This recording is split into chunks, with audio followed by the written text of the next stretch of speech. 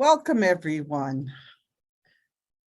My name is Regina O'Connor, and I'm the coordinator for social concerns for the Sisters of St. Anne in Marlborough, Mass.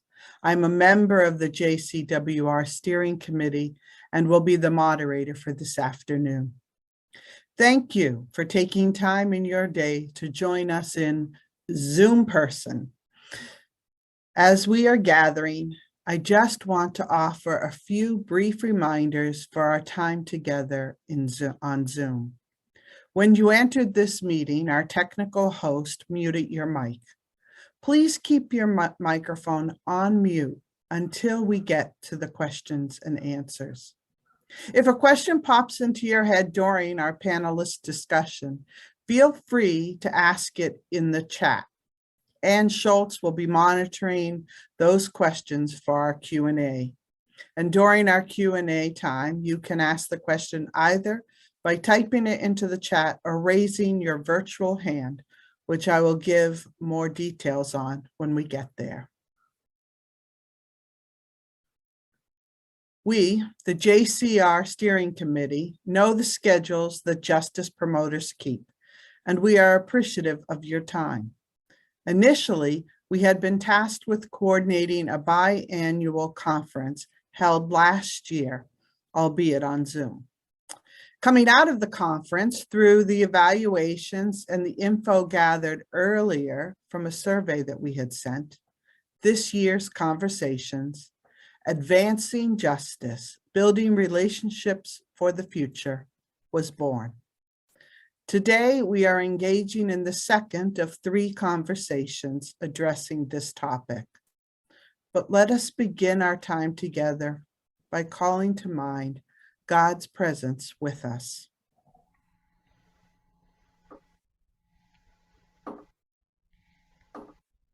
And so as we gather from many parts today, we hold in our hearts and in our circle of our holy space, we hold our world. We know that wherever we are on holy ground, ground that once was inhabited by other peoples, and so we acknowledge that. We also acknowledge that our country has conquered many lands as well. But today in a special way, we hold the people of Ukraine and Russia in our hearts and in our holy space among us. We hold their pain and their suffering. We hold the longings of their heart. We hold their humanness. And we pray for peace. Peace in the hearts of all. Peace in our world.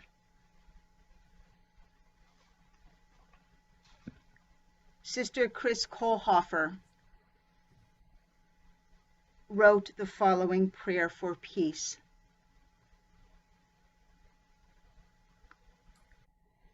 From your heart, Holy One, to the suffering heart of Ukraine,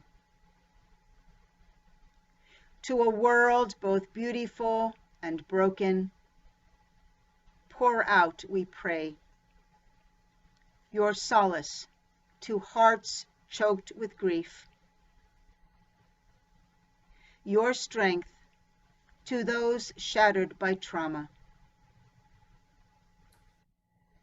To all now in flight, rest in safe shelter.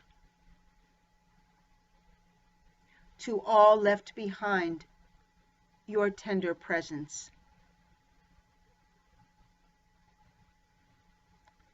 To those who seek to dominate and destroy, towards the way of peace, the work of justice. In trust, we pledge our lives to no more war. War never again.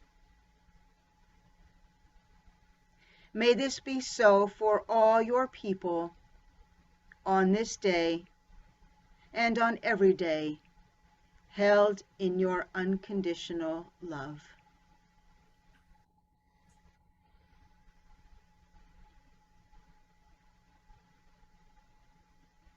And we say, Amen. We have set out to create a space in which a panel of diversified justice promoters can discuss a topic that many in this work with congregations have expressed an interest.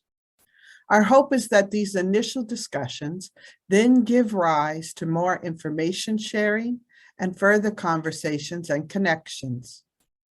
One area of concern we heard expressed over and over is, what will our ministry look like in the future as many of the structures of our congregations are changing?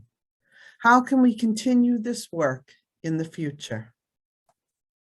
Thus, 3 virtual conversations exploring current forms of collaboration and reimagining collaborative justice work into the future. In January, we began with building relationships, effective collaboration within the congregation. Our working premise was collaboration among leadership, justice promoters, and communicators is critical to our common ministry for justice. We heard from 4 justice promoters from different congregational structures: small, large, national, international, one with multiple groups of an order now networked together, and one from a congregation coming to completion, but leaving a justice legacy. The conversation was specific to how they collaborated within their particular structures, with an emphasis on collaboration with leadership and communicators. We heard what was a challenge and what was working.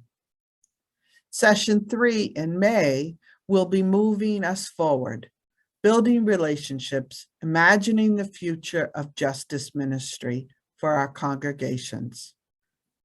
But today, our focus is building relationship, effective collaboration beyond congregational boundaries.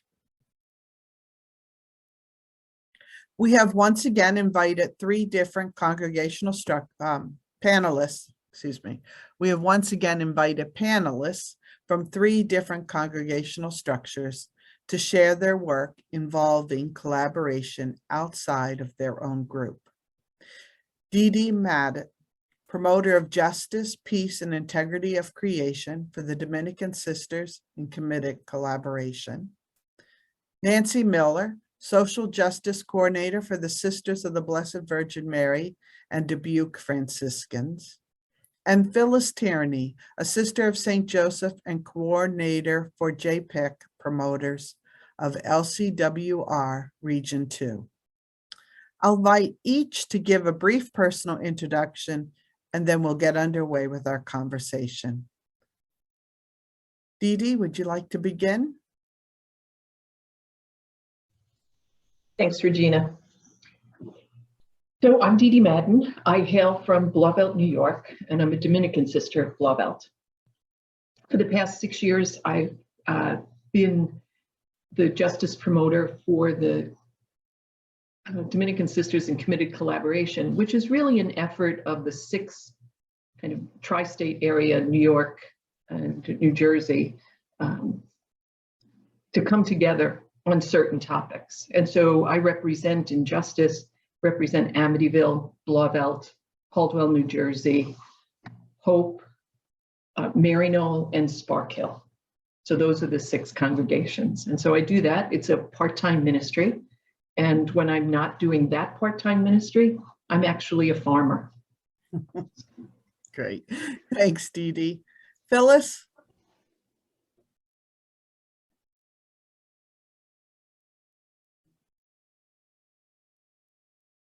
Phyllis, you need to unmute.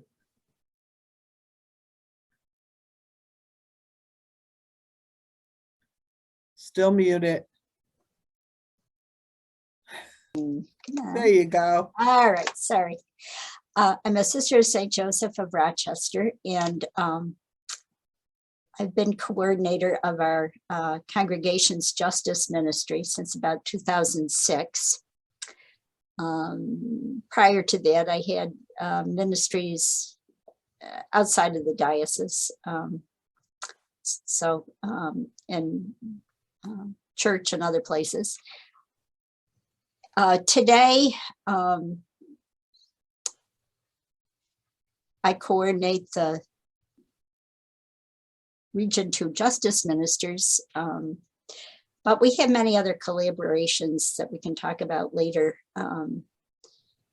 We've been doing justice work for a long time. I have a very active Justice and Care for Creation committee that is right now invested in Laudato Si. I myself love the outdoors and enjoy any time I can spend. Great. Thanks, Phyllis. Nancy.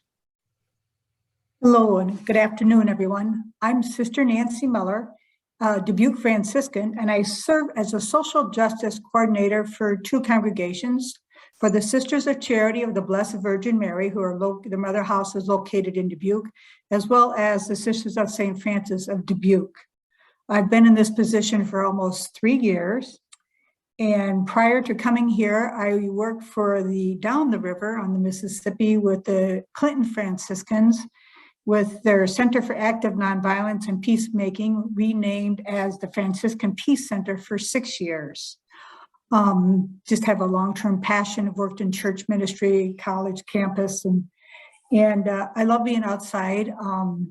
Working with wood and cats. I grew up on a farm in Iowa and have been an urban dweller ever since. But that's what grounds me, if you will. So I look forward to sharing some of our work with all of you today. Terrific. Thank you so much. For the next 40 minutes or so, let's chat about collaboration outside your congregational boundaries. So specifically, what organizations do you collaborate with? And perhaps a little history of how that relationship came to be. Dee Dee, you want to get us started? Sure. Thanks. So the role of the justice promoter for the OPSCC is really a role of gathering the local 6 congregations and focusing in on certainly our justice areas. But then we also go back to our local congregations to actually do the work. And so my role is really around education, producing materials for activities and those kinds of things. And so by virtue of that, we have huge numbers of collaborations. Some of them actually are part of the OPSCC. They come up to that level of regional, and others still remain very local. So things like Religious Along the River is an organization that we were, all 5 of the 6 congregations were founders of that organization. And so we work with them. We work with the River Keeper. We work very much on the environment locally. So we focus on water. And so we work with both the water company, Suez, who was just bought out, but also with the local kind of advocates for clean water. First Friends. So within the Dominican world, we have 5 areas of justice that we really focus on, and that comes from the international down to the national and then to the regional. And so those are all the places of collaboration that go on. In terms of education, in terms of spiritual development, in terms of resources, and then really allowing the local actions to take place and be supported through our relationships. Good, good. Phyllis, do you have anything that you can add to that, or? Yes. As I said, our congregation is mostly local. We have sisters in Brazil and Alabama, but many of our collaborations are with local groups. Early on, we were involved with the Sierra Club, working on water issues. campaigns against bottled water, working on Great Lakes issues and all that kind of thing. And not so much lately. But we also work, and we had a very strong local group that was working on immigration issues that has sort of gone by the by, but we're members of the New York State Immigration Coalition, and we've done the green light advocacy, and some of those go in that and also federation and all those issues. But I think the area that probably is the most life-giving right now is our Region 2 JPIC group for LCWR, which is mostly New York State justice promoters. It started about in 2015 and it's going strong. So you collaborate among yourselves, one congregation with another? Well, we are JPIC representatives from the various congregations, and usually on a call there's about 14 or 15 of us, and we work on state issues. So we're very interested in getting legislation in New York State on the issues that we're interested in, like environment and immigration and so on. We also work with Network, which is the national organization on the federal issues, but the opportunity to share what's going on statewide, both in our own localities and working together to try to make changes at the New York State level, I think is an opportunity to work in a different way, and maybe in a way where we can have more influence, quite frankly. Yeah. Yeah, I'd like to jump in. I'm part of the Region 2, and I have to tell you that that group of women coming together lends expertise to areas where I would never engage on. So deforestation, employment, just incredible and very legislative, which is probably our weakest area. And it's really the strength of that gathering for Region 2. So I just really appreciate that collaboration. I'll speak for, and I'll just offer a little bit of history in terms of the background between these two different religious congregations. Just so you know, there's about 5 or more religious mother houses in the Dubuque area. And so with that, with the Sisters of Charity of the Blessed Virgin Mary, known as the BVMs, and then the Dubuque Franciscans, just for simplicity conversation, well, both congregations, as many congregations were experiencing, just there are fewer people doing some of the peace and justice work, and many individuals, I would guess this is true of many of our congregations. You know, we have people who have been ardent on their particular passions for justice, and those demographics have been changing. And so as time went on, both congregations really began to look at that and said, you know, demographics are changing, but how can we continue to promote education of our sisters and associates, and how can we do the outreach or do some of the advocacy and education? And so at one of the LCWR meetings for a couple of years, conversations ensued. The BBMs used to have a person that they would support who belonged to 8th Day Center, and that with the changing of the 8th Day Center, and then Dubuque Franciscans just had individuals. And so looked at then coordinating, creating a position. And so a social justice coordinator position was created as a result of that. There's a predecessor before me in that position, but I'm the second person to hold that.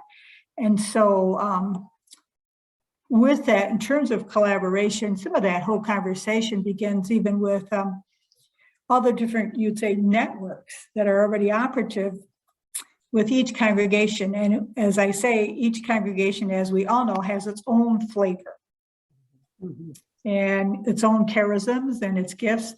And really to look at, as you move towards justice advocacy and all that, to look at that we could collaborate between the congregations, but those collaborations go much broader than that, just those congregations. And so on a local level, I was just trying to get a handle on about how many different groups that we've collaborated with on the broad spectrum of issues. And I can talk a little bit about that later in terms of how we looked at what we had in terms of common corporate stance and common justice issues as a way of structuring where we would put our energy. And so my position is one full-time position shared by 2 congregations, not 2 half-time positions, which just says, how can we collaborate that? And that creates a different dynamics, as we all well know. And so just to look at how we can do that. And so in the different community local groups, realize that we collaborate really with over 20 different organizations and groups.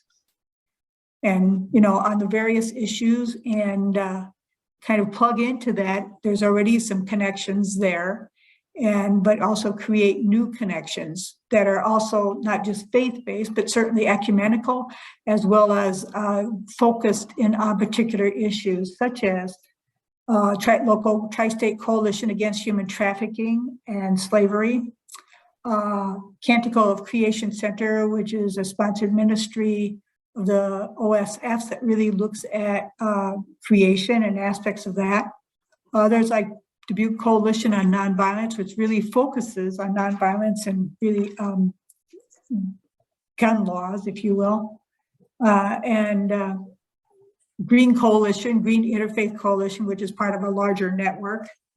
And certainly 2 different interfaith groups, one that focuses on climate and the other that focuses on just kind of social justice, and some of the local schools and universities, just to name a few. And also included in that is the City of Dubuque Community Foundations and some of the different schools. And that involvement really varies with the individual high school. We also have there's 4 colleges, or it might be more, 4 colleges or 5 colleges and universities. So collaboration with 1 or 2 of those. Not that we wouldn't like to collaborate with everybody, but everybody's got to be a team player in that. Then also we do collaboration on a broader scale too. We'll talk about that, in terms of networking regionally and with national networks. And that's kind of, for me, that's just a given. So That's great. go ahead. As I was listening to you speak, Nancy, it reminded me of Caldwell. The Caldwell Dominicans had a very deep and tight relationship with First Friends of New York and New Jersey, because there were so many detention centers for the undocumented in New Jersey. And they really took the lead with First Friends for us. And then what happened is it just shifted. New Jersey shut down those detention centers, and guess where they came? Well, those people right into New York. So they're in upstate New York, Goshen area. Well, not upstate to Phyllis, but upstate to me. And so we were able to just transfer that relationship because of our ongoing collaboration and not miss a beat, and still continue with the local activities and provide the Caldwell. Because one of the challenges, of course, that we're all facing is that people don't have the ability to get out and move and be a part of things directly. And so if we can have a few people in this area guided by the past relationships, it makes it for just a seamless or almost seamless level of work that can go on behalf of detainees. Yeah. So. We don't really have other religious communities in our area to work with. The Mercies, we're involved in their change in structure, and also their own issues of aging have sort of left a void for us.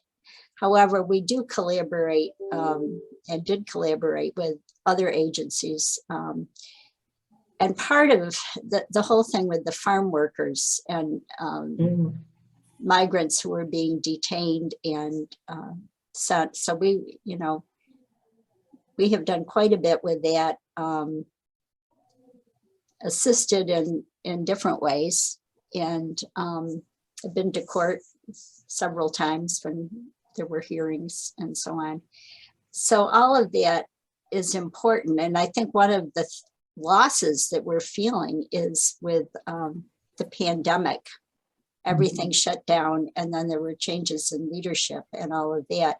But we do have the New York State Immigration Coalition. And as a Region 2 group, we also interface with that. Faith Colligan has been very active in her area. And we've been really blessed that some of the leaders within our LCWR group collaborate together on issues. So the Albany people are right there. Faith has gotten us involved with the New York State Council of Churches. She's established a relationship which is blossoming, and she introduced Peter Cook spoke with us, and Network was on the call, and so Catherine Gillette got connected with Peter Cook, who's the president of the New York State Council of Churches. So these relationships intertwine and expand, you know, and then downstate people have different issues than we do upstate, as was kind of said, but it's important to know what those issues are and places where we can interface. Each of you have spoken to collaborations that you have, but perhaps you could share a little bit. I know, Phyllis, you just said, you know, you've gone to court on, been present at in court for different issues, but maybe you could share one or two concrete ways that you've interfaced. Is it just attending meetings? Is it signing on to different statements that a group has made? How have you actually interfaced with the other organizations? If you could just share one or two ways, concrete things that you've done. Well, very recently, Network was trying to contact our senators who had signed on to legislation, which happened to be only one issue, to get on Network's honor roll this year. And so our local, well, actually it was our New York State Network group, but it was our local group that had visits at the local congressional offices of both Senator Gillibrand and Senator Schumer. And I think those were occurring in other areas in the state. And many of our members are members of Network, and I assume have been involved in those issues as well. So that would be one very current example. Okay. I've also been involved, like through our diocesan public policy group and different groups on local, speaking with local legislators. Thank you. I have two examples really that were very, very kind of more specific with actual, I'm on my two different leadership teams for both congregations. And I just say that, you know, that happens. But at one point, leadership teams, we sat down and said, what could we do collectively? I mean, that kind of way. And so two things happened, and this was pre-pandemic, these suggestions, and then we'd go from there. And so we had some great plans, and the pandemic hit. And so I'm going to tell you, though, what happened is that we still decided to go ahead with two items. One was an intergenerational panel on care of creation. That happened in September of 2020, virtually. We decided this is what we needed to do. And within that, we had a person from the National Mississippi River Area Museum, a teacher in one of the local high schools, as well as a student who was part of a green team, and then our state legislator. And then also we had a Dubuque Franciscan who spoke. So they all had, it was intergenerational, spoke on different, if you'd say, different facets of care of creation. And so that was one. We did it virtually, which really, we all know that the initial challenges of being with the pandemic certainly shifted for everybody. But I say, and that includes myself, but to say what that has provided though, is that we've now had people who can come to things that would never have been that from all over. And so you can kind of, it's afforded itself a very different audience, a broader audience, if you will. Certainly we belong when we can see each other face to face, but I just say that it's broadened the audience.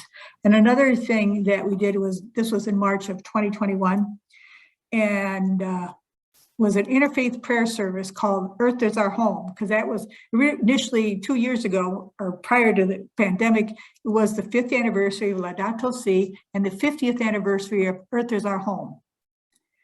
And initially there was about 30 different groups that all across the area who wanted to do something in collaboration, or at least collaborate with each other in terms of events. Well, the pandemic hit. So we went with creating this interfaith prayer service, realizing that we could not do it live, or in person, and with this seemed incongruent. But within that, so we had over 26 participants from broad base of organizations and faith base. And I mean, it was a great experience. And I thought, well, that's kind of like you call that your success, in saying that we're working towards those common denominators, and that people are going to go back to their own networks and strengthen that. And that was just what I'd say a great success, and a lot of, to organize that. It just takes a lot of time and energy, but we didn't have to worry about who's going to make the coffee or parking or where are the restrooms. I mean, we've all been in those conversations. So yeah. Those are just two kind of very specific things in terms of some broad net collaborative efforts. Dee Dee, you were talking about working with Audubon. Can you share a little bit more about that? Before we began, you shared something. Sure. So it was primarily around water. So the forever chemicals, well, there are two things. One, our water system in this area of New York is primarily run by Suez, which is a multinational organization. And they are very slow to move on really doing the kind of testing and remediation work that needs to be done. And so with the Audubon Society, we were able to kind of launch a campaign to both get New York State to respond to this, but also put pressure on Suez to begin the testing. In New York, we probably have 3 towns, one New Windsor, another one near Newburgh, that virtually the water's contaminated. I mean, the housing is abandoned and it's just contaminated. And so with the Audubon Society, who are really fierce advocates and fierce political people, but don't always have the numbers. We as sisters have the numbers, but we're a little too meek and mild when we're meeting that, for the most part, meeting that thing. So it was a nice relationship in addressing it, because we took the expertise of Audubon and we took kind of our numbers and our concerns and our sense of moral obligation and kind of brought that forth. And so the end result is that there's a lot more testing, the state's paying a lot more attention. There's not much you can do. They're forever chemicals, but people are very aware and educated, and so that's it. Yeah. Water. is such a huge issue. I think many of us were involved in the stopping the hydrofracking for New York State. And there was a group in Seneca Lake, around Seneca Lake, one of our Finger Lakes, that was very concerned about storage of fracked fluids. And one of our members lived in the area and was a member of that group. Currently, there's a big concern about Bitcoin mining, which many of you may not even be aware of. Oh, right. But in the Finger Lakes and in the town of Dresden, which happens to be on Seneca Lake, Greenwich generation system is using an abandoned coal-fired mill and generating electricity for these mammoth computers by using fracked gas. And they're claiming they're helping people in the area because they're generating energy. However, the amount of energy that needs to be used for these mammoth computers far exceeds what the local area is getting. And the water that needs to be taken from the lake to cool these computers, the hot water goes back into the lake. And this has really caused a lot of concern. So we took out a membership in the Seneca Lake group that's working on this. And we're kind of waiting to see what their action is. They're holding with the DPC, who's supposed to be making a decision at the end of the month about the air quality that is being used. And they were supposed to rule on this. And there's a big concern because New York State has quite a policy on reducing emissions. And if they're allowed to continue to do this, it will be a direct violation of the Clean Air and Clean Water Act. And it will also set an example for others. And this is another issue where we as a group may be petitioning Governor Hochul to put a moratorium until the issue is studied further. But Now, when you say we as a group, you're talking about the Region 2. Region 2, yes, JPIC group, as well as our own group and any groups that we interface with, because this is just a mammoth issue. It's going to have other repercussions. And one of the other things that we learned when we were doing our local visit with Network, and we were talking to the staffer in Senator Gillibrand's office, is this is an issue that she's extremely interested in, and getting the EPA involved on the federal level, because they don't have a federal registry of these places. So big issues. What would you say some of the challenges and successes that you would name from working with, collaborating with groups outside your immediate congregation? What are some things that you find challenges that you wish you could work differently or better or more? And what are some of the successes? I'm going to talk about a success. Okay. And it's going to sound like a bragging, but I think it's noteworthy that in this area, as I said, there's a number of religious congregations, and about 8 years ago, they founded a group called the Tri-State Coalition Against Human Trafficking and Slavery. Many of us in our congregations have done this. And initially, it was really founded by religious congregations and who are still faithful members. And it's expanded its base in terms of how it's been involved. And anyway, because of the education and they managed to get into the schools and as well as advertising in the bus and then doing hotel motel training and many other things, received a state and working with local legislators to get a law passed in You the might state have of froze. Iowa that says that anyone who works for the state of Iowa, if they are going to travel and do a hotel motel, that hotel motel has to have been trained in recognizing human trafficking. And that law went into effect January 1st of this year. Wonderful. And the great work by a lot of, I mean, you know, people are busy, you know, and thinking you're just stretched to the nth degree, and it's lay people, but certainly have been the stalwart of different women religious and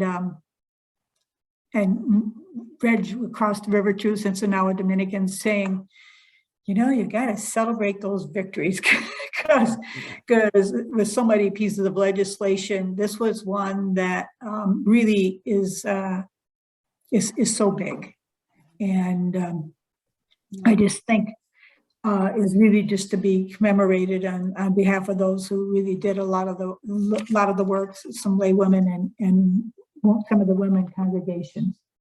And so that's just one that I want to say is to call upon that, to say too, is that our work has got to be beyond the walls of our congregations. I mean, I think we know that even if we weren't in fewer numbers, I would say that for me, it's just always been too. You just, even if we had swells, we can still swell some of the numbers. It's still about the mission is bigger than us. And that's really I think our call.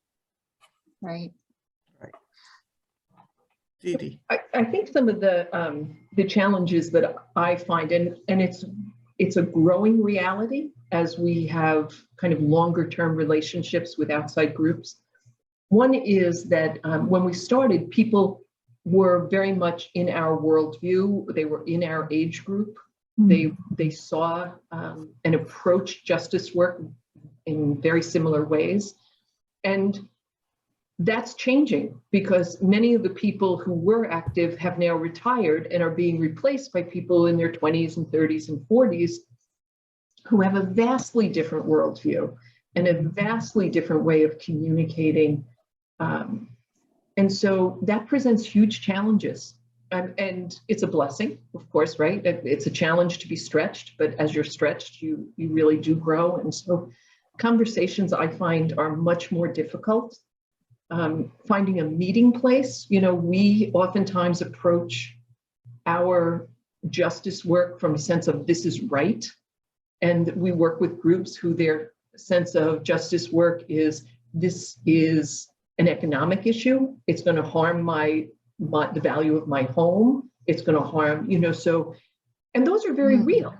I mean, it's an area we don't have to pay attention to, but individually, but it makes the conversations, oftentimes we have to work harder at actually finding the common ground and meeting.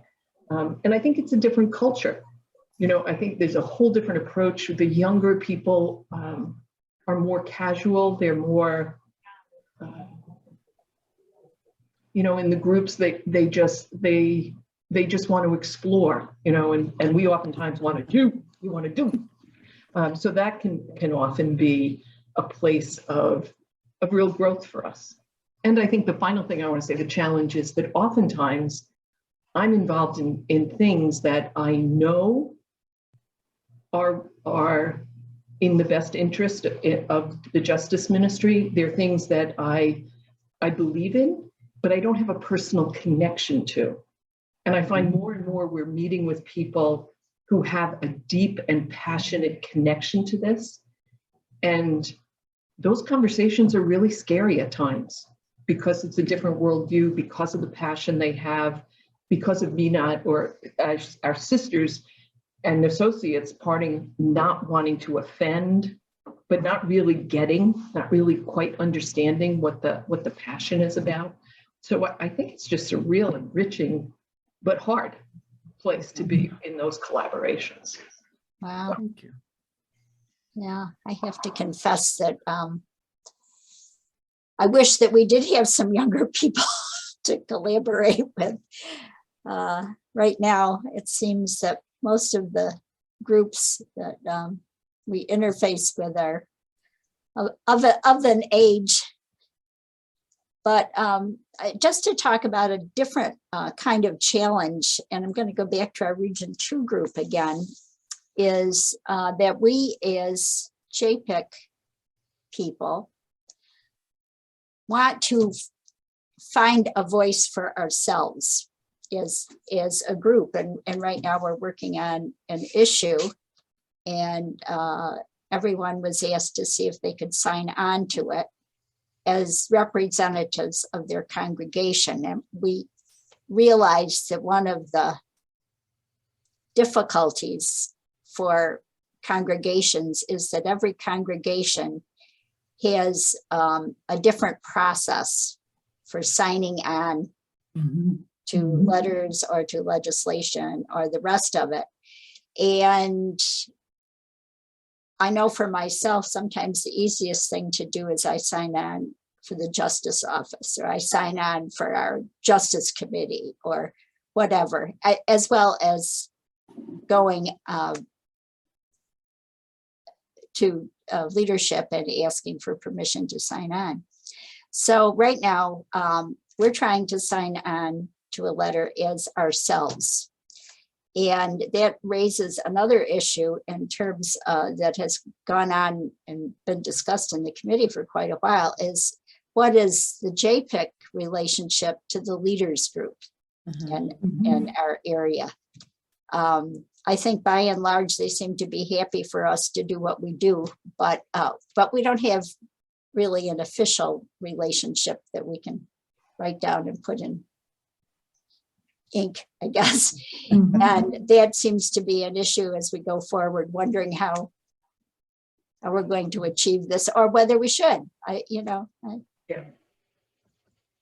And that you're talking specifically of the Region 2 JPICs with the LCWR, leadership of Region 2, leaders of Region 2. LCWR. Okay. Yeah, but I think it's an example of an issue that probably many groups face. Absolutely.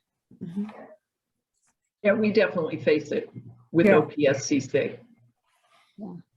And we too, I mean, I'm one person and I don't really have a quote an office, I have a position. And so I can sign only on as an individual, but I could see that there'd be really merit in being able to sign on as the Office of Peace and Justice or whatever. And I mean, people don't know that I'm just one, but there's a credibility or a public perception, I think, in terms of how we put a public face out there and saying, this is a value to us, and recognizing that certainly that we can be scared, well, we don't want to get in trouble, but also to say, well, I think we're really called to be a voice and advocates on behalf and with people who don't have those voices, and take those risks, and realizing I have no misgivings about how that can be complicated, but we've done complicated things before, so what drives us, and where how do we just step into those boundaries, and recognizing too, this is a little different, but recognizing that for me, I don't care. I'll work with whatever groups. I don't care what their background is, if we can find some common ground that we want a common goal. And I mean, in nonviolence is the means to get there, and try to find that common language. And that can be challenging because not everybody wants to play. Not everybody's a team player. And that's a different kind of different reality. I think, and I'm just going to share this. This might not be directly to the question.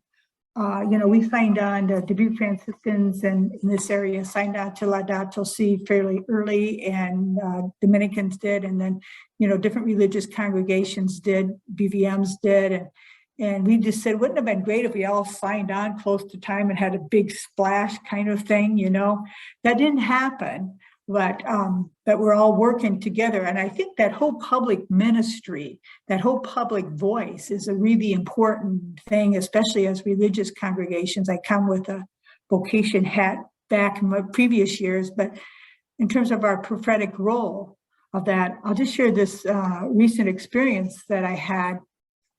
What we did notice is that in the diocese, the Archdiocese of Dubuque, which is one of the larger dioceses in the state of Iowa, there's 4 dioceses, is, there was very little on their website.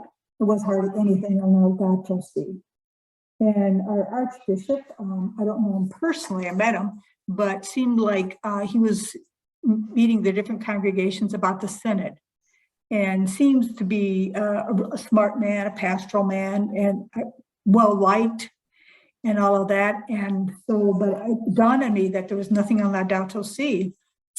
And so he came to one of the mother houses that I was at, and another person and myself approached him after the meeting.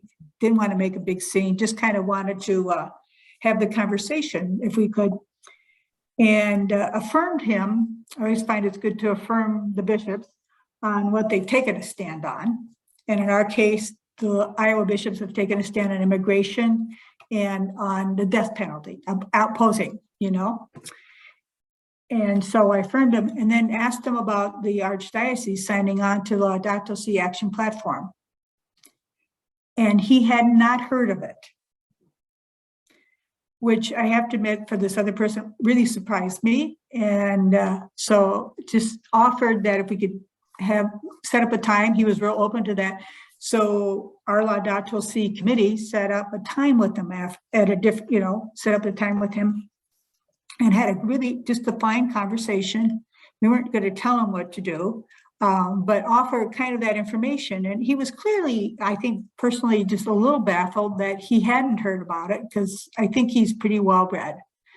And so it was one of those things that I guess for one of our dreams, I'm thinking Laudato Si, if we can grow a whole movement of every Catholic institution and everybody else to be involved, that is one giant step. And so it was the conversation, and also saying, I think he really welcomed the information and that we can move forward now, that kind of impact, that has a much bigger impact. Yeah. Excellent. Thank you. We have about 3 or 4 minutes left. I just have, maybe if you could just say quickly what your hopes for these collaborations would be moving forward. And I know that's a big question for 30 seconds or so for each of you, but what would your hopes for these collaborations as you move forward? And I don't know, Dee Dee, you want to start us off there? Sure. I think my hope is that we continue to merge our boundaries within the congregations, the 6 congregations, that we let go a little bit of, as Nancy said, the flavors of our congregations and really come together. I think that's really, I think that would help the work. I think the other thing, just in listening to Nancy and Phyllis, we have no connection with the Catholic faith community in terms of justice work. And my hope is that somehow we figure out a way to be more in touch with that. Great, thank you. I'll just pick up, and I would echo that too. My boundaries are, I used to work for the institutional church, and now I work in other arenas, and say, especially with Laudato Si, and of course, realize as a Franciscan that's been a love of ours for a long time. We recognize that's kind of an integral part, but that all religious congregations, if you think of all religious congregations that we were in, Catholic institutions in every diocese to sign onto the Laudato Si and to make a public witness, that to impact in the number of Catholics, and my world is much bigger than Catholicism, but I think if we could galvanize some way this group, that's a whole social movement. And in light of the fragile earth, it's it's just an important step to say, and it includes fracking and water pollution, you know, and so many different, and care of the poor. I mean, and I'm talking to the choir, but it's an integrate, and we don't, to galvanize people affirming what they're doing and saying, we can do this, folks. Right. Yeah. And impact even legislatively, you know, getting legislative on a bigger scale, that we could have political pressure, political clout in much bigger ways than just my little corner of the sky or of this earth. Thank you, Yeah. Nancy. Well, I agree with you, Nancy. I think in terms of church, I think there's been mixed reactions to the whole synodality question.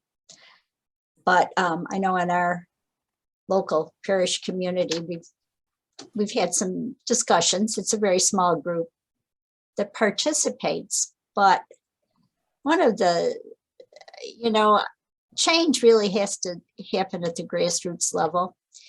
And I think if we can encourage our local parishes to get involved in Laudato Si and other things, I think we as religious, because we sort of have a head start on it. We've been working on these areas for so many years. And so I think we need to maybe be support to some of those other issues. And also interfaith work is just so important. But I really see that as we move towards the future, you know, we're looking at our SSJ Federation now has a justice person working with us. Our JPIC ministers have always been a pretty strong group communicating with each other, but there are so many opportunities for us to really put our shoulders to these big issues, because we are working on similar issues, and to find ways to do it, because the time will come when our individual congregations can't have a justice minister, perhaps. So we're going to be looking on the larger and regional level. Well, thank you.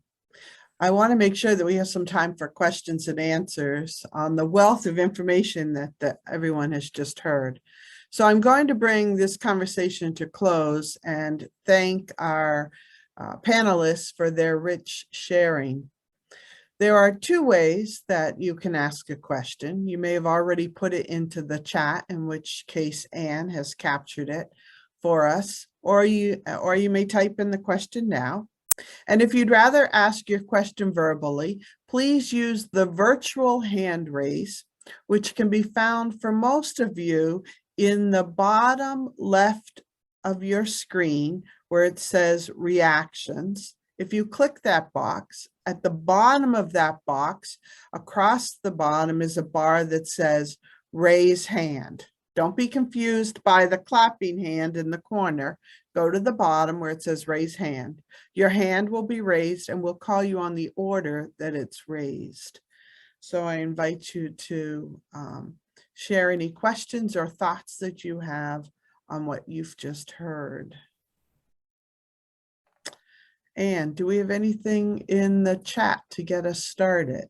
We do have a few questions in the chat, so let me start with the one that I got first, and that it touches on an area that the three of you have already addressed a bit, but I want to push you a little farther, and that's how we use our prophetic voice in the public square.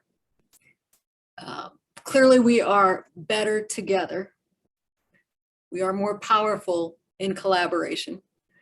But I'm wondering if you've got any examples or even any ideas about how we might use that collaborative voice to attract more attention from the media. Do you have any examples of successes in doing some collaborative events or making a collaborative statement that actually got the attention of those folks that we're trying to get the attention of using media of any kind?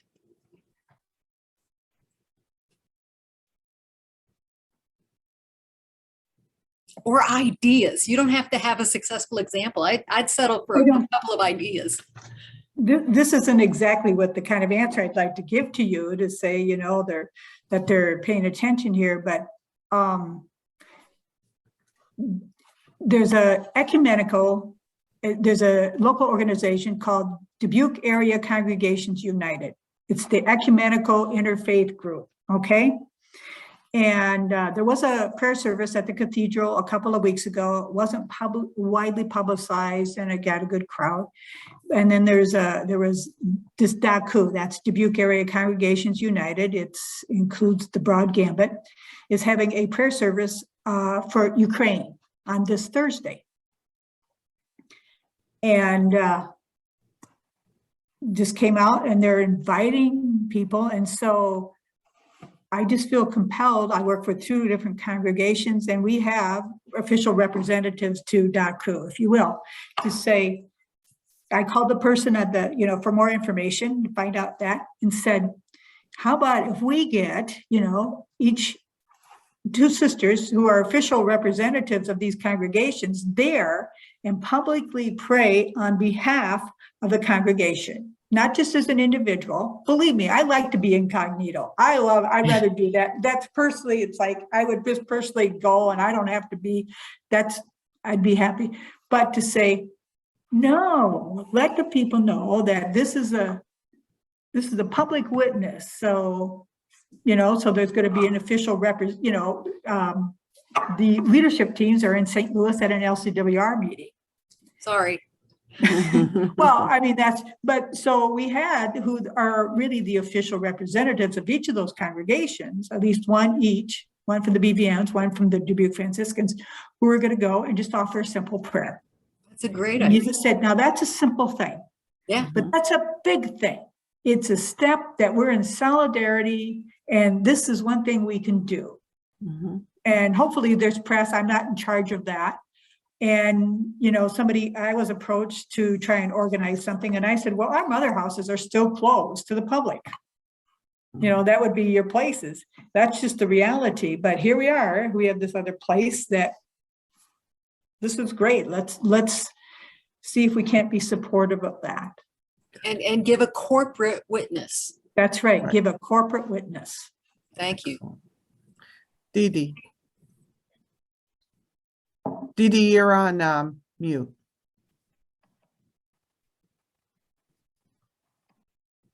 For me, embedded in that question is asking us to leapfrog generations. And so I have a particular interest in watching reels and social media, and it always amazes me how comfortable people seem. And especially, I'll say, a lot of the conservative movements feel so comfortable getting on social media and talking what they believe in and saying what they want to say. And it's not really planned, and it's not a big event. It's just, I'm going to sit and share with you what I think about this. And by doing that, they kind of build their power so that when they want to speak to a particular topic, usually one I disagree with, but speak to a particular topic, they actually have the momentum of their followers behind them. And so I know, like, I'm with Nancy, I'd like to be in the background, but in this day and age, our letters to the editor are a very narrow slice of people that see them. We need to be on social media, and the prophetic is laying the groundwork. So when it's time to do an issue, we do an issue. I don't know that we can do it. So maybe then our role is to engage younger people who are comfortable with that and really engage in teaching them where we would like them to speak from in that prophetic voice. Mhm. You know, Yeah. Absolutely. there. Yeah. Every provincial should have a communicator or a justice person tweeting for them on a regular basis. That's right. Mhm. And I think, though, if I can just add something here, Ann, I think tweeting, but not only prepackaged tweets, No. but as Dee Dee is saying, Yeah. heartfelt thoughts on And an issue. even chains, so that you have a Chains, full right. conversation.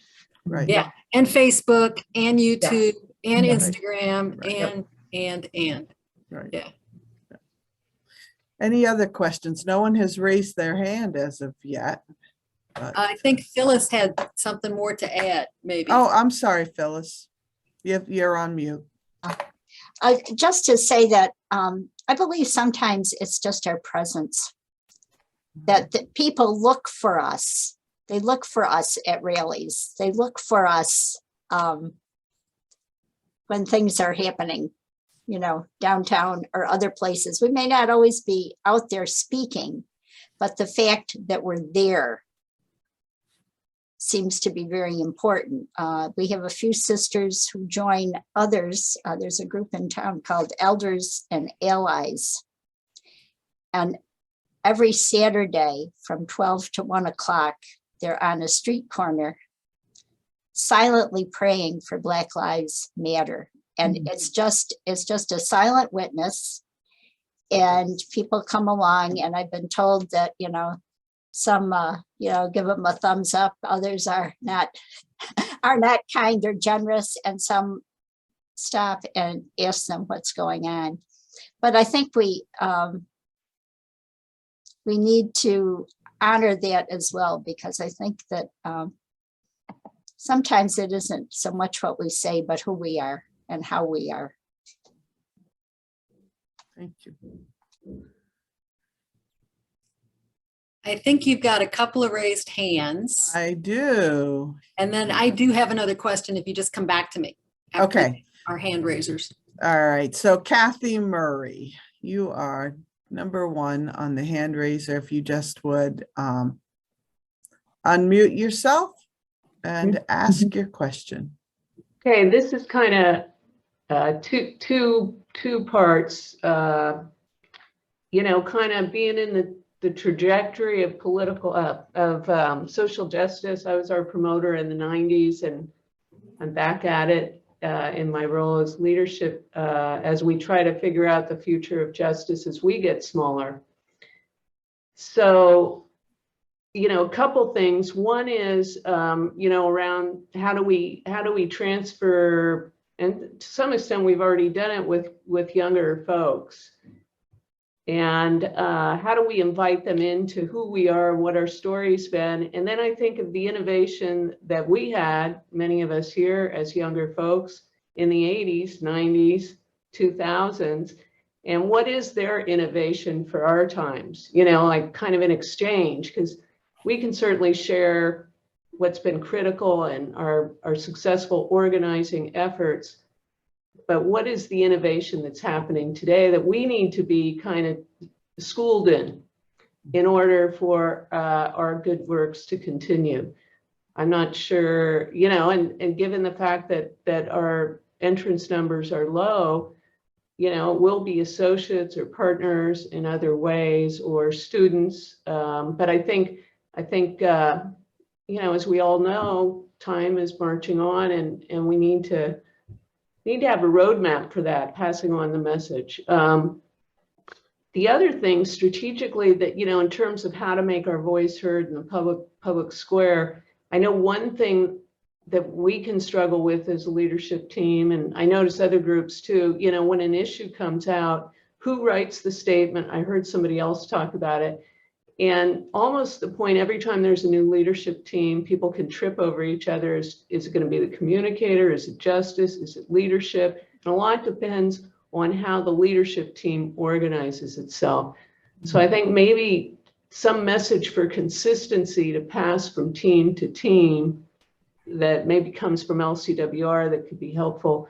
The other thing is, do we all need to write our own statement every time something happens? You know, can we endorse statements and put our names behind common statements, whether it's through LCWR or I know like Adrian's really quick on the draw with the Dominicans. So, you know, we've kind of talked as Dominicans, how do we come up with a common statement? So just a couple of thoughts. Thank you. Thank you. Any thoughts, Dee Dee, Nancy, or Phyllis on those areas?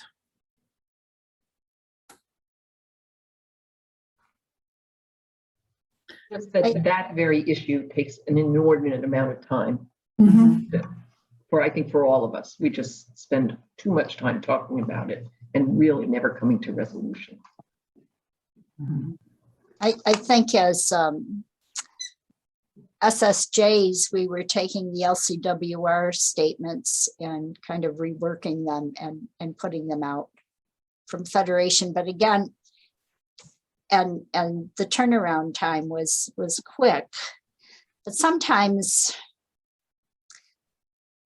I don't know, unless you can do something with the statement that really brings attention. I don't know how many people read it.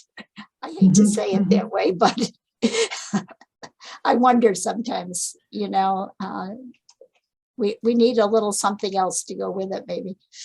I know when we write a statement, I send it to the local papers and I put it out on an email and then a Facebook link to it and a Twitter and LinkedIn all linked to it.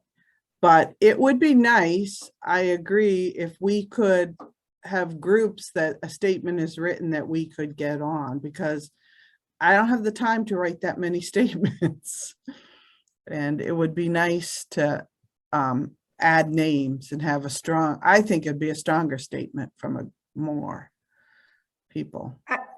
I think so too, and I just with Phyllis too. You know, there's been doing this and saying, do you just make another statement? But is there concrete actions that you can get the press there, you know, or some particular action, which we know all just takes time, but also that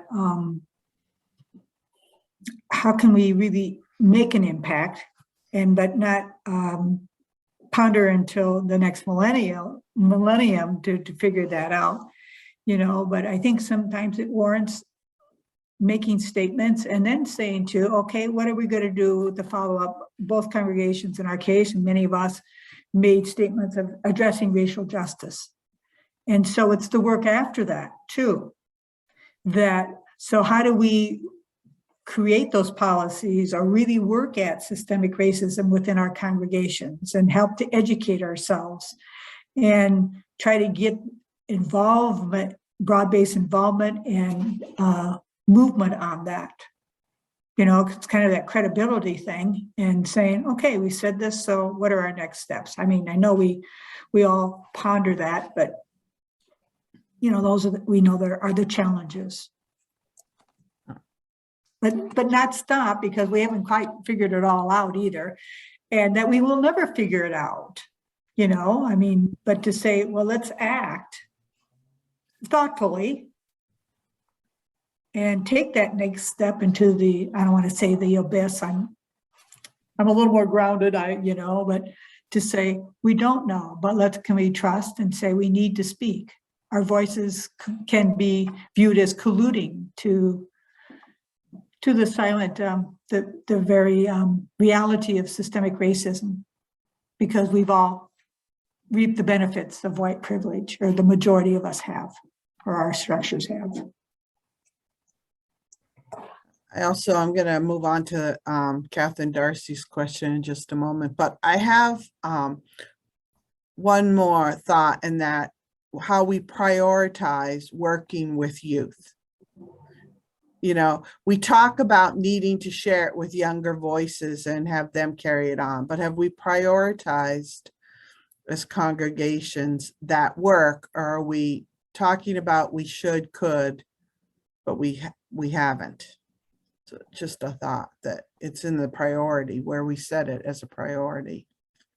Catherine, did you have a question? Yeah, No. actually, it's more of a reflection, and really I think the discussion we just had, first of all, I really enjoyed the panel, very insightful. But what I was going to say, and in some ways you've already discussed it, is that there's an awful lot of duplication of activity among us, an incredible amount of and it's more than just putting out statements. You know, we research the same issues, then we craft a response or a, an alert. And that may get sent individually, or we may send it to our congregation and it gets sent out. We set up our own lobby visits.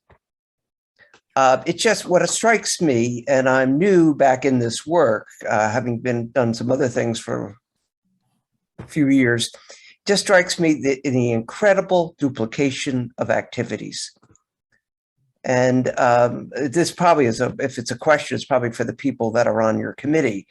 Can there be any planning along that line? By even something like we're doing a border immersion experience in a couple of weeks. That takes a lot of time, planning. We may or may not get, a full group to go. So I think the collaboration could be even more intentional, maybe, and comprehensive. Thank you. Come to the next gathering and dream with us about Yes. what that collaboration would look like and how we could make it real. We need to build the structures to make that happen. Right, and that's our next conversation in May. Benita, you have had your hand up. You need to unmute yourself. That it? There you go.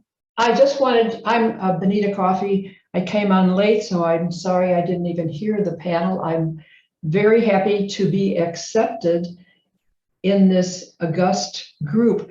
We Benedictines are, autonomous houses.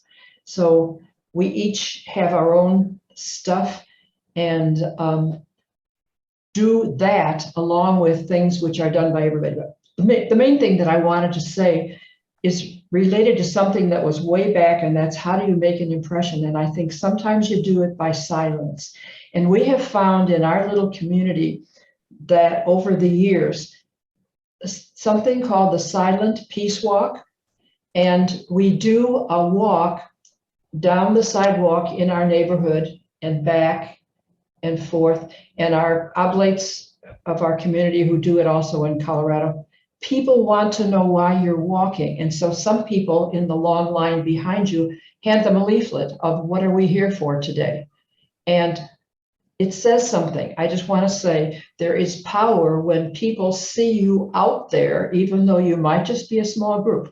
They see you walking and they wonder what it's about. That's all. Start being silent and walk. Thanks. Dee Dee. I just remember to that issue that the big earth walk that we had that was just millions of people.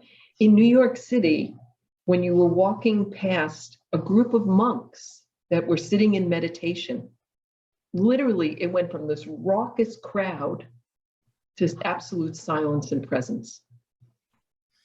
That was the power of their silence, of their sitting. So I agree, Benita, very much so. Something we can do. Lisa Kathleen, I think I'm saying that right. Hi, Lisa. thanks. All right.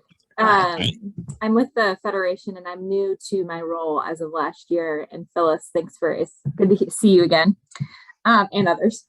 But I guess one thing I've thought about a lot with collaboration or across congregations is also, what does it mean to work across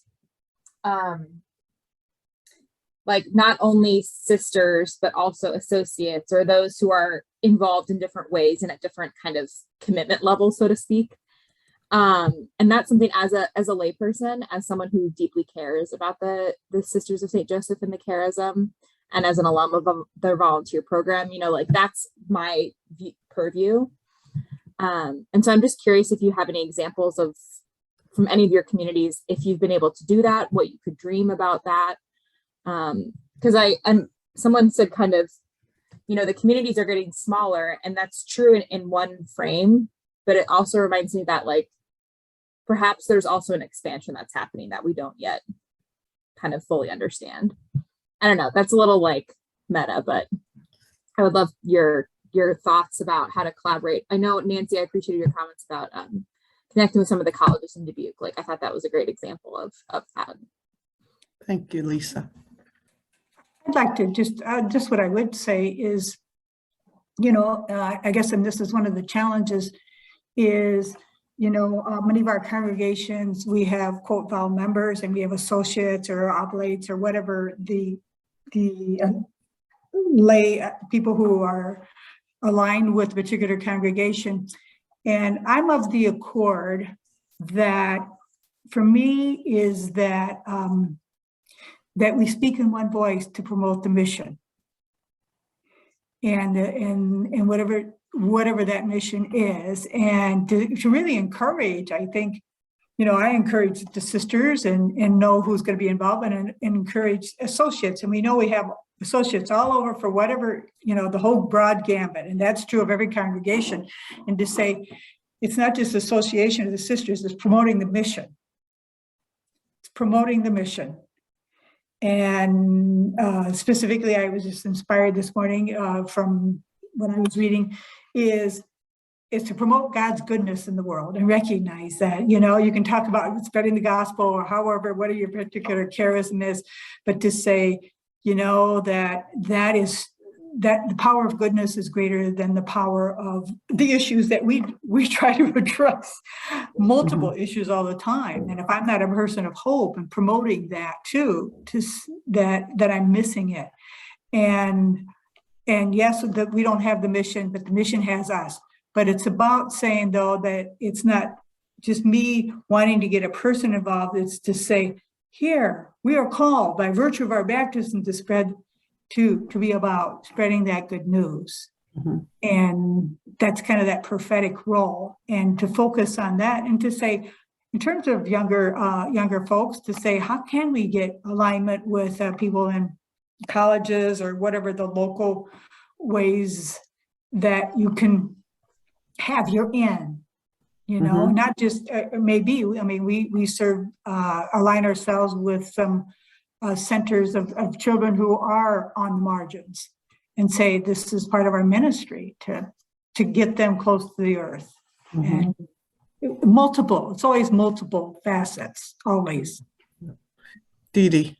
I think one of the challenges, and it's not something I'm happy about, but oftentimes at colleges or with the youth, young adult movements, the people who are running them become the gatekeepers, and it becomes a matter of permission to access them because they have their own agendas, they have their own purpose, they have their own, and so sometimes it becomes quite difficult to try and expand because people, our sisters and associates, staff persons, can sometimes feel like we're encroaching on their territory. And I think we need to address that directly. I think we need to have deep and long conversations about it so we get over it and get over ourselves in some way. And I both understand it, but when I look at Ignatian solidarity, whatever, amazing. I mean, it's amazing. And I'm not saying that they don't have their problems, but they've overcome it so that there is some national movement that everyone assents to. Mm-hmm. I would love that for the Dominicans, but there you go. I'm carving out my world. Right. Thank you. Barbara Batista, you have a question for us? Thanks. Yeah, I think so. I mean, it's been evolving as the conversation has gone on. So I'm just going to tag to what Dee Dee just said to say, I'd love it if we had an LCWR Solidarity Network. So it wasn't just Dominicans or just St. Joseph or myself as a Providence sister. I think what I originally put my hand up for, it's got to do with that collaboration across generations and across congregations and like the power that we have that we leave, on the table and we don't exercise, which I think I guess the question I want to ask is, I wonder if we just don't trust each other enough. For instance, do we not trust the younger people enough they have a different language. They're going to say things differently. And okay, I just signed my Medicare application, so truth and honesty here about my age. So I just feel like, and part of it, as a white woman, as a predominantly white congregation, it's around those characteristics of white dominant culture that we need, this certain kind of grammar and this certain kind of presentation of our thoughts. And I really think if we could invite ourselves to a more trusting approach, we could say some things in common. And we could say, instead of just the leadership team of this congregation and the JPIC office of that congregation, that we could really have, however many thousands of us there are in this country. Let's talk about just the United States. And I know we have some international communities. We really could have, a much more powerful voice. So I don't know if that's really a question. I really would like some responses or what other folks have to say about that. And that's what I think, LCWR, I'm looking at Anne right now. She's right next to me in my box. How is it that, I think we could learn to do that. It's going to be hard, but we could learn to let go and trust and find a new way to express ourselves. Thank you, Barbara. Any reactions? Dee Dee. I mean, I'm with you. I think what I appreciated about today is that Regina was very clear that she wanted an open, honest, give and take, back and forth, not pre-planned. And that was a risk. And so I think the more we do that and engage each other on that level, the stronger we're going to be. So absolutely. And I love the idea of an LCWR and not bringing it down to congregational levels or orders. Yeah, I would agree that that's important. Anybody that we can collaborate with on a larger level certainly gives us more voice. I think probably the challenge is, how do you structure those collaborations so that they're energizing and work together? I think one of the realities in all of our lives is we tend to get very busy with very many different activities, and trying to look and go to that next level is something that is very challenging. And so that means letting go of some things on another level. Yes. And Excellent. it's Thank you. I hate to cut you short. We have about a minute, and you had a question that you wanted to get back to, and we have one more hand that just went up. So I'm really cognizant of the time. We have about a minute before I have to wrap this all up. Well, just to honor folks who put their questions in the chat so that they feel their voices are heard as well. Quickly, are there any lessons you might have about what not to do when trying to build cooperative relationships and coalitions?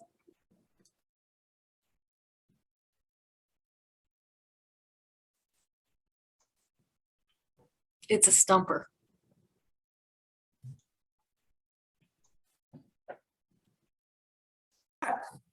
This is not a magical answer.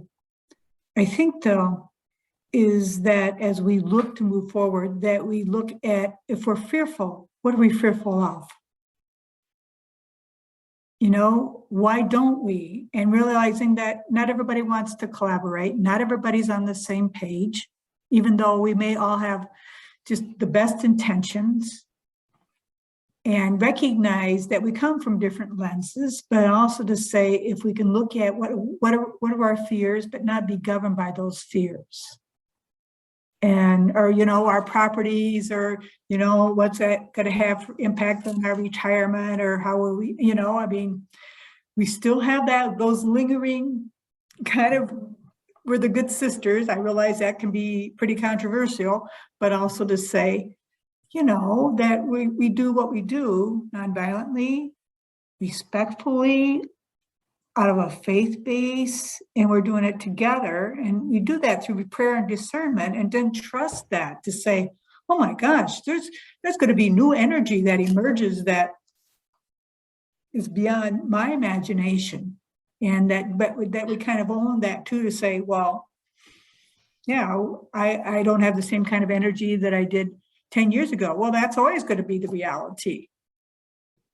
But look at, I'm going to say this, Clinton Franciscans, fewer in numbers, but look at the great work that they promulgated I worked with a couple of lay people. One of them was on there and said they were the best promoters of the mission and nonviolence and advocates, and said, oh my God, what a just a privilege to say, this is not ours. It's beyond us. And not to be afraid of. Sorry, I hate to cut you That's it. short, but I'm really watching the time. Dee Dee, you got one sentence? Build it all on relationship and not expertise, and we got it. Okay, great. I'm going to have to bring an end to our conversation at this time. It's with genuine gratitude that we thank our panelists, Nancy, Dee Dee, and Phyllis. Your experience and willingness to share with us is invaluable. To make an operation such as this one work, there are many players. My sisters in planning this day on the steering committee who designed the logo, the slides, and the format, the prayer. Thank you. Thank you to Grace Serdoval for all things in the Zoom technical world, and to Jennifer Hopner, who graciously handles the registration and follow-up evaluation emails. And to all of you who joined us today, creating and supporting a community of women religious, energized by the work of justice, peace, and the integrity of creation. Thank you.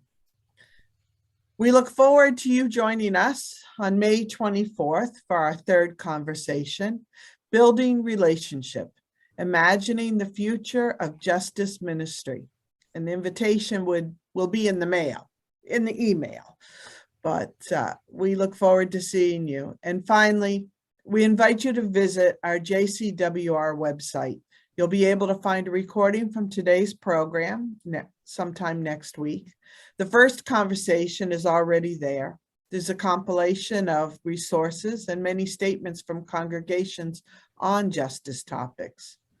So wishing you blessings of Lent and the renewal of Easter. We see you in May. Thank you.